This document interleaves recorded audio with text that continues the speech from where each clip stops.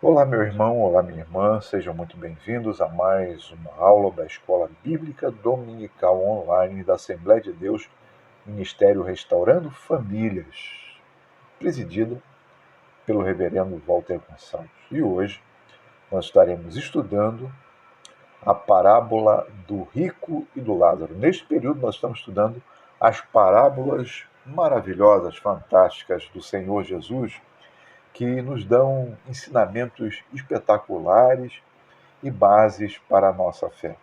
E hoje, como falamos, estaremos estudando esta parábola riquíssima sobre o rico e o Lázaro. Vamos entender um pouco mais do que o Senhor Jesus nos ensinou nesse texto tão belo que nós só encontramos no Evangelho segundo São Lucas, no capítulo 16, versículos 19 a 31, quando estaremos lendo na nova versão transformadora da editora Mundo Cristão. Vamos ler a palavra de Deus para entendermos melhor o que o Senhor Jesus quis nos falar. Diz assim a palavra do Senhor. Jesus disse: Havia um homem rico que se vestia de púrpura e linho fino e vivia sempre cercado de luxo. À sua porta ficava um mendigo coberto de feridas chamado Lázaro. Ele, o mendigo, ansiava comer o que caía da mesa do homem rico, e os cães, os cachorros vinham lamber as suas feridas. Por fim, o mendigo morreu. E os anjos o levaram para junto de Abraão. O rico também morreu e foi sepultado, e foi para o lugar dos mortos, em grego, no Hades, no mundo dos mortos. Ali, em tormento, ele viu Abraão de longe, com Lázaro ao seu lado.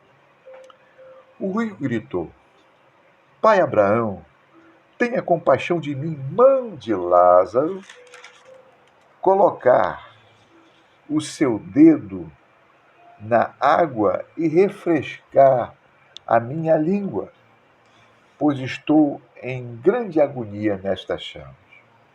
Abraão, porém, respondeu: Filho, lembre-se que durante a sua vida você teve tudo o que queria e Lázaro não teve absolutamente coisa alguma. Agora ele está aqui, sendo consolado, e você está em agonia. Além do mais, há entre nós um grande abismo. Ninguém daqui pode atravessar para o seu lado e ninguém daí pode atravessar para o nosso lado.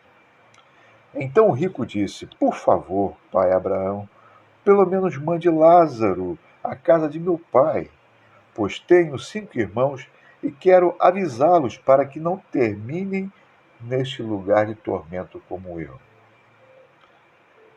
Ao que o pai Abraão respondeu: Meu filho, eles têm Moisés e os profetas, eles têm a Torá, eles têm o Taná, eles têm o Antigo Testamento, eles têm a Bíblia. Deixe que eles leiam a Bíblia Sagrada e possa absorver os ensinos que ela tem. Então o rico disse mais uma vez ao pai Abraão: Não, meu pai Abraão, mas se alguém dentre os mortos lhes fosse enviado, eles se arrependeriam certamente. Abraão disse: Meu filho, se eles não ouvem nem Moisés, nem os profetas, não se convencerão, mesmo que alguém ressuscite dos mortos. Que parábola rica, que parábola fantástica, que parábola que possui um ensinamento profundo. Mas o que de fato Jesus quis ensinar aqui? As consequências da vida após a morte? A imortalidade da alma? Qual era o ponto que Jesus quis enfatizar neste texto?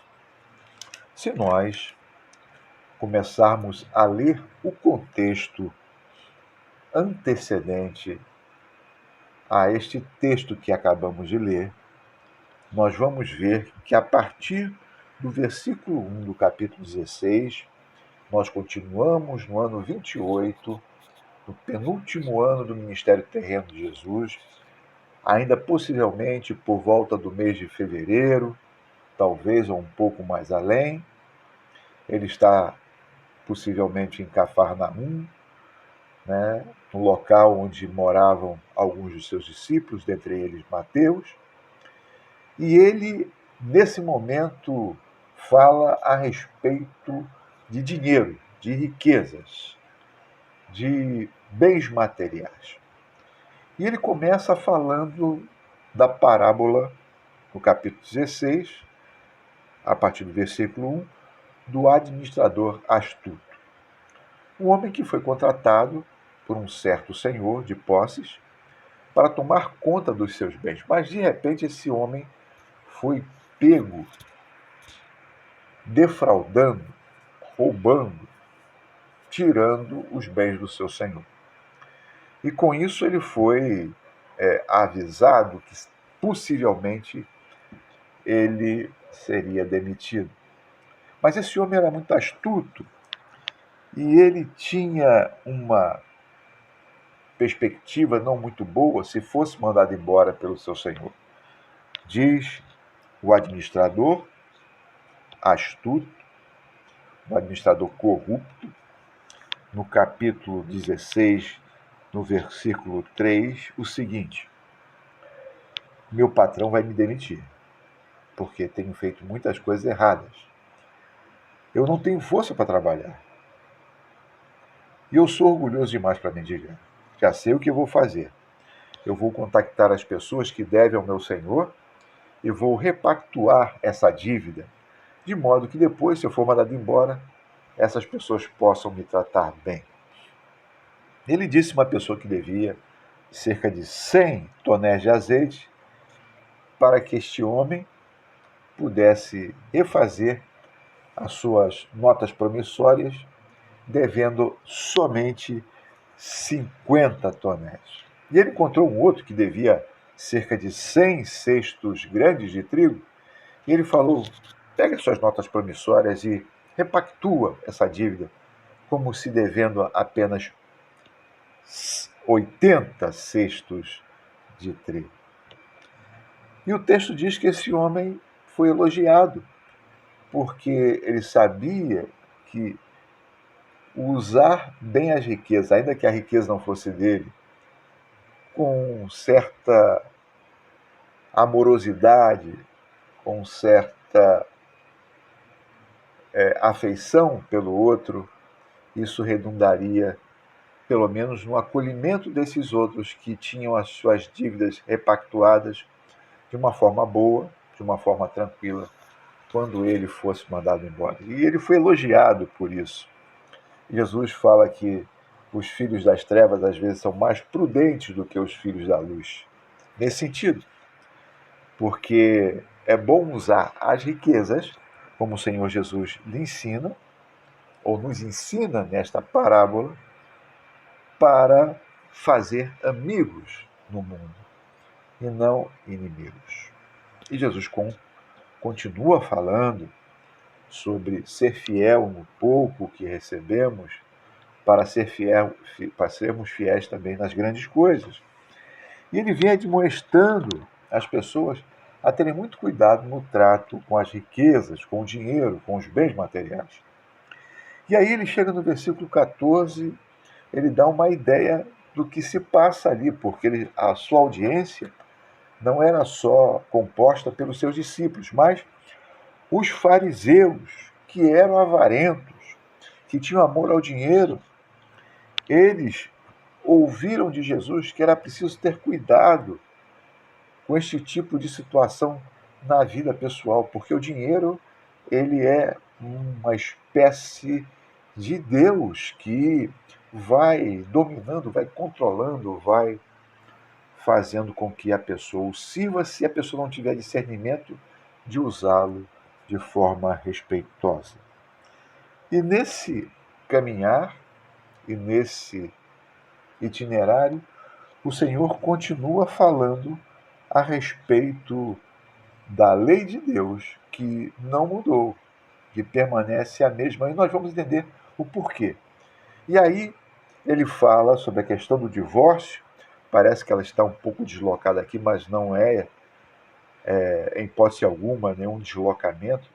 Né? Parece que ela não faz sentido no meio desse contexto todo de dinheiro, mas tem muito a ver, porque, na verdade, a mulher também, naquele período, era um bem para o homem judeu, o homem israelita, o homem daquela região da Palestina, e na, na percepção daquela época, mas não na visão da lei de Deus, que a mulher deveria ser respeitada, deveria ser tratada com dignidade.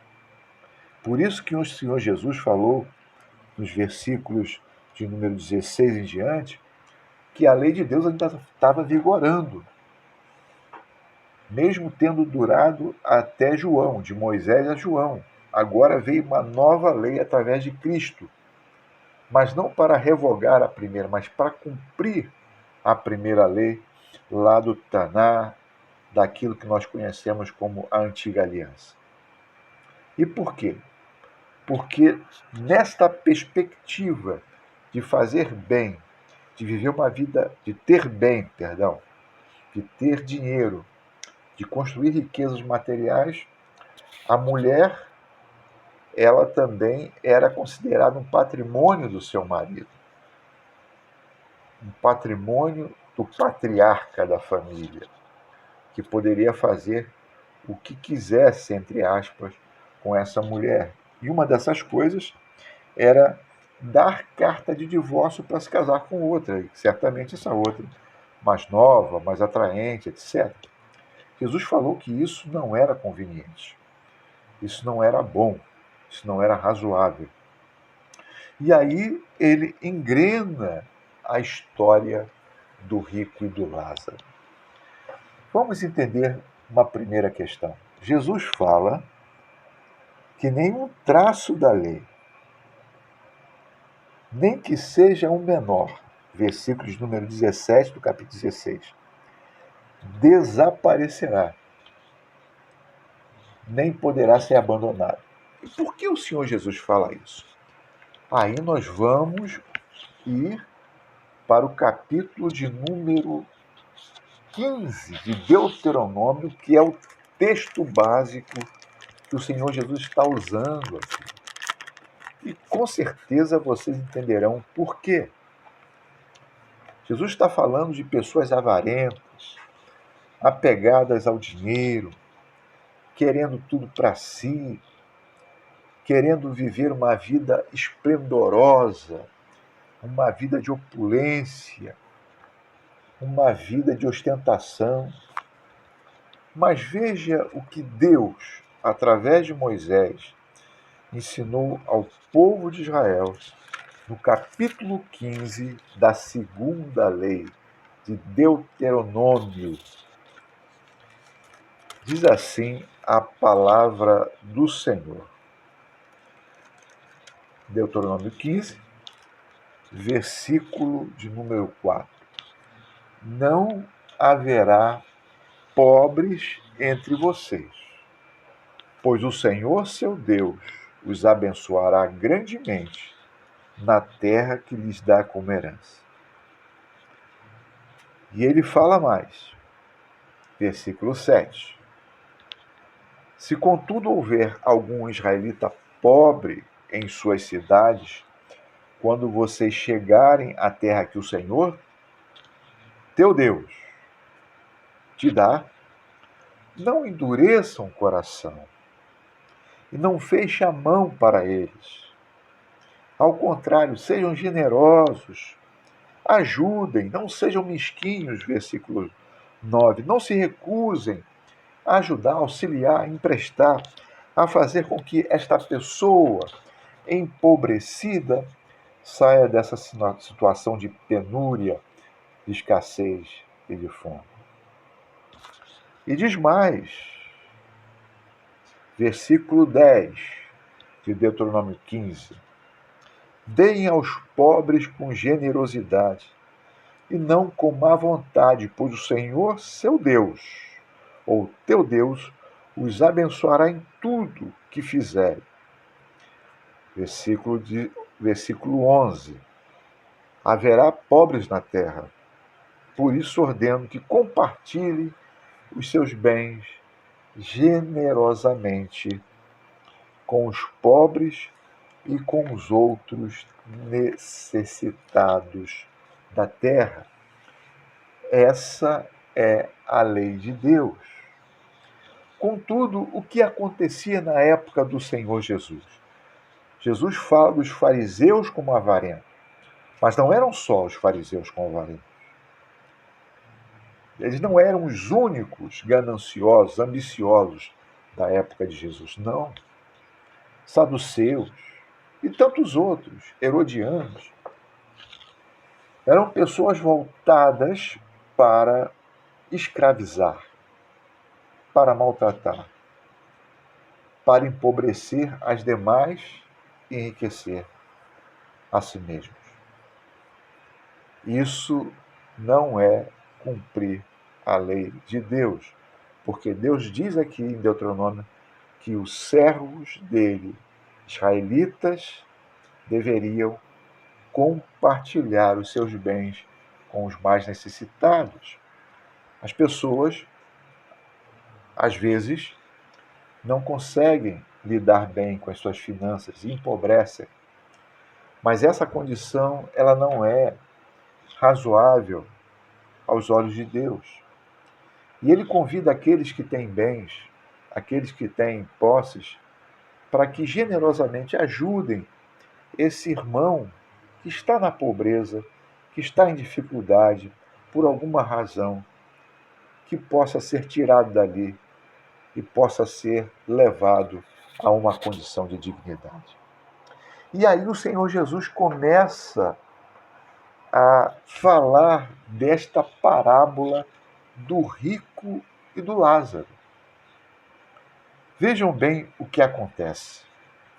Jesus fala que um homem rico, não identificado, sem nome, sem identidade, esse homem vivia vestido de púrpura. Púrpura era um material caríssimo. Só os reis, os nobres da época do Senhor Jesus, que tinham a capacidade de ter esta roupa tingida com púrpura, rocheada, uma roupa diferenciada, uma roupa que hoje nós poderíamos ver como tendo ali uma espécie de marca, né? Uma espécie de grife de qualquer grande ateliê de alta costura.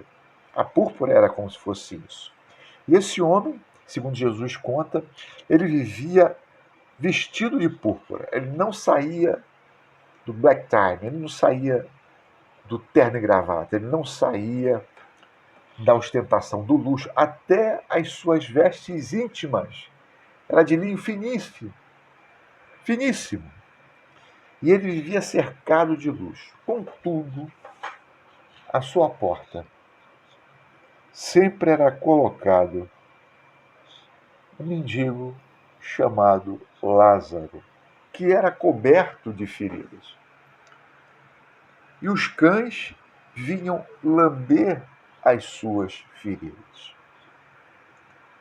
Vamos entender o seguinte. Primeiro, Lázaro, se ele tinha o corpo coberto de feridas, ele tinha algum tipo de doença que o impedia de trabalhar, que o impedia de prover o pão, que impedia de sair daquela condição.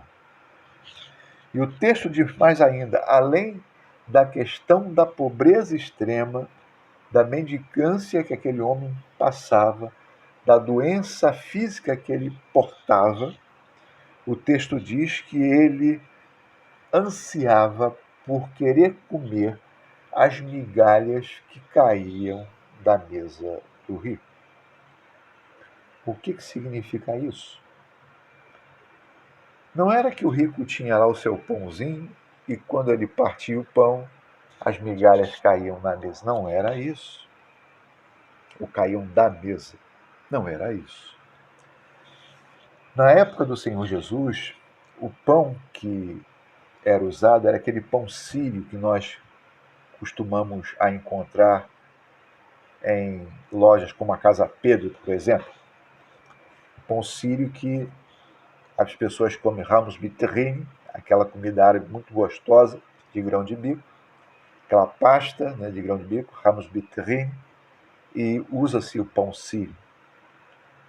Então, esse tipo de pão era usado lá em Israel. O pão sem fermento, né? Aquele pão que parece um prato redondo. As pessoas usavam aquele pão para limpar as mãos quando comiam, porque talher é coisa do Ocidente. No Oriente, até hoje na Índia, se come com a mão, em alguns lugares. E esse pão era jogado no chão, depois de limpar as mãos da comida que se comia. E era desse pão que Lázaro queria se alimentar. E esses cães selvagens faziam com que o sangue de Lázaro, as feridas de Lázaro, fossem ali lambidas. E isso tornava Lázaro um homem puro, não kosher ou kasher, né? Ele vivia totalmente afastado da comunidade judaica da época. Mas aquele homem que via este pobre mendigo chamado Lázaro, e o nome Lázaro vem de Eliezer ou Eleazar, que significa Deus ajuda, era um homem que, apesar da pobreza, e Jesus usou este nome exatamente para dizer isso, que pobreza e riqueza, na concepção judaica daquela época para alguns, na concepção dos fariseus, a riqueza era sinal de bênção de Deus e a pobreza de maldição, assim como os amigos de Jó entendiam da mesma forma. Mas para Jesus não. Apesar das lutas, das dificuldades, aquele mendigo tinha Deus no coração. Aquele mendigo tinha comunhão com o Senhor, apesar das dificuldades que ele passava. Todavia, aquele homem rico, mesmo vendo o sofrimento do seu irmão, de Lázaro, porque todos nós somos irmãos, pessoas na pobreza, estamos passando por uma pandemia, muitas pessoas com muitas necessidades, precisando de ajuda, precisando de socorro. Estamos vendo os Lázaros nas ruas, nas calçadas, nas filas, tentando buscar um pouco de comida para si e para sua família. Deus às vezes nos dá essa oportunidade, estava dando essa oportunidade para aquele homem rico cumprisse o texto aqui de Deuteronômio capítulo 15, quando diz no versículo de número 11: ordeno que compartilhem seus bens generosamente com os pobres e com os necessitados da terra. Uma chance que Deus estava dando para ele cumprir a sua lei. Mas aquele homem não pensava no outro, aquele homem não tinha empatia, homem não tinha solidariedade, aquele homem não tinha capacidade de sair de dentro de si mesmo, do seu egocentrismo e olhar para aquele seu companheiro necessitado que estava à sua porta, possivelmente quando era colocado ali porque ele não tinha condições nem mesmo de andar, devido talvez ao fato da desnutrição grande que ele passava. E o texto diz que esse homem morreu. Morreu e os anjos vieram buscá-lo. Certamente, Jesus não diz aqui, e possivelmente isto aconteceu, o corpo de Lázaro foi jogado em qualquer canto, que era a coisa mais horrível para um israelita, para um judeu.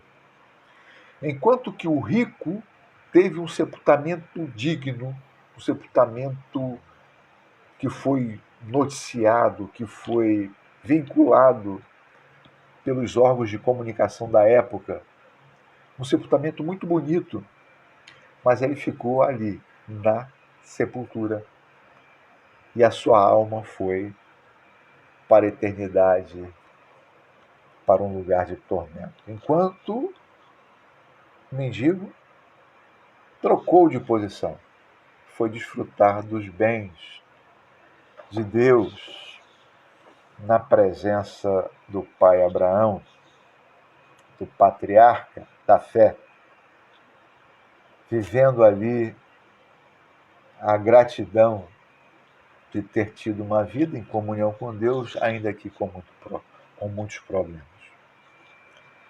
E aí, esse rico, que mesmo estando no inferno, estando no Hades, estando num lugar de tormento, ele não deixa a postura de rico. Para ele, todo mundo deve obedecer às suas ordens. Todo mundo é seu empregado. Todo mundo é seu serviçal. Porque rico gosta de mandar. Rico gosta de liderar. Rico gosta de escolher e pagar governantes. Rico gosta de impor o seu querer e a sua vontade. Mas na eternidade não é assim. Quando ele viu ao longe o pai Abraão e Lázaro do seu lado, o texto bíblico diz que aquele homem deu uma ordem para o pai Abraão. O pai Abraão, olha, manda Lázaro, manda agora. Molhar seu dedo, botar na minha língua com água, porque eu estou aqui em tormento nesta chama.